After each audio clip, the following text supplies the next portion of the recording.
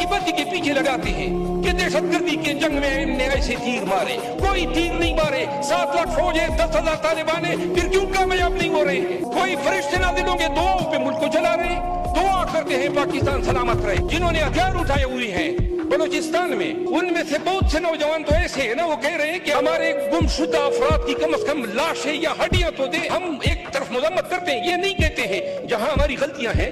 تو لہٰذا میں وزیر دفاع صاحب سے دستبست عرض کرتا ہوں, اگر آپ نے دہشت گردی کی جنگ لڑنی ہے تو ان سے پوچھو جنہوں نے اس کی قیمت ادا کی. ان لوگوں سے پوچھو نا جن کے گھروں میں آج بھی میں صرف پاکستانی ہونے کی وجہ سے ہر وقت مجھے جان کے لالے پڑے ہوتے ہیں. میں قسمن کہتا ہوں, مجھے یاد نہیں ہے 20 سال سے میں بغیر کبھی اسلحے کے سویا ہوں, اور آج بھی مجھے علم نہیں ہوتا ہے کہ کیونکہ میرے دشمن جو ہیں وہ معلوم ہی نہیں ہے. اور ہم نعرے لگاتے ہیں ہم نے یہ تیر مارا وہ تیر مارا.